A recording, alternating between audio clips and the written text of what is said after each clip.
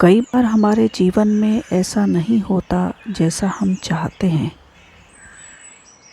हमारी इच्छा के विरुद्ध चीज़ें हो जाती है, पर समय बीतने के साथ हमें यह एहसास होने लगता है कि जो बात हमें उस वक्त सही नहीं लग रही थी, उसी बात के लिए आज हम ईश्वर का धन्यवाद दे रहे होते हैं।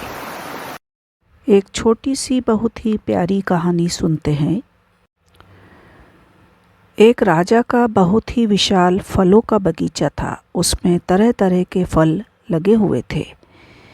उस बगीचे की देखभाल एक किसान और उसका परिवार किया करता था। किसान उस बगीचे से तैयार और मीठे फल रोज शाम को राजा के लिए ले जाता। एक दिन किसान ने बगीचे में देखा, सेब, अंगूर, संतरे और सभी तरह के फल पक चुके हैं।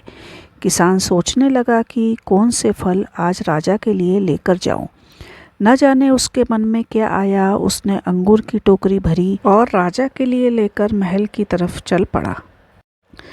वह रास्ते भर सोचते जा रहा था, मैंने केवल अंगूर लिए, 2-4 नारियल, सेब, संतरे, अमरूद ही डाल लेता। अलग अलग फल देखकर राजा कितना खुश हो जाता। सोचते सोचते महल के बाहर तक पहुंच गया। उसने अंगूर से भरा टोकना राजा के सामने रख दिया और थोड़ी दूर जाकर बैठ गया। राजा किन्हीं ख्यालों में खोया हुआ था। शायद वह किसी बात से परेशान था। अपने ही ख्यालों में खोया हुआ राजा टोकनी से एक अंगूर निकालकर खाता और एक अंगूर किसान की तरफ निशाना लगाते हुए उसके माथे पर मार देता। अंगूर जब किसान के माथे पर लगता तो किसान कहता, ईश्वर बड़ा ही दयालु है। राजा फिर अगला अंगूर किसान के माथे पर मारता और किसान को जैसे ही लगता वह कहता, ईश्वर बड़ा ही दयालु है।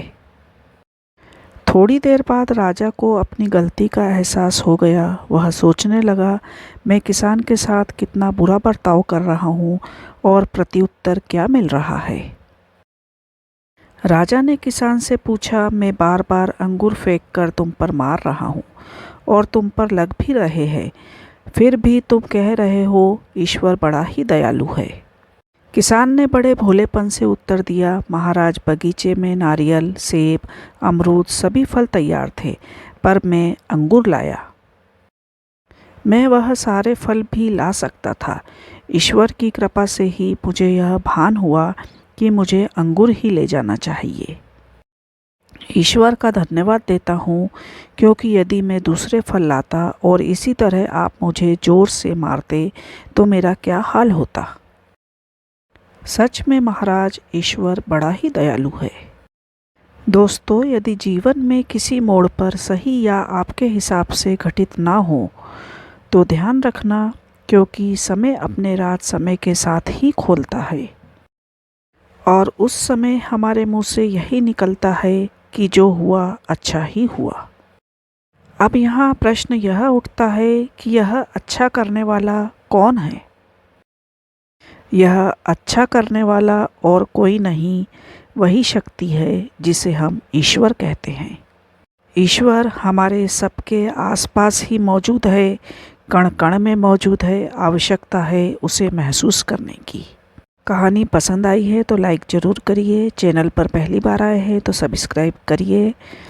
देखने के लिए धन्यवाद। देखते रहिए मेरी कलम से।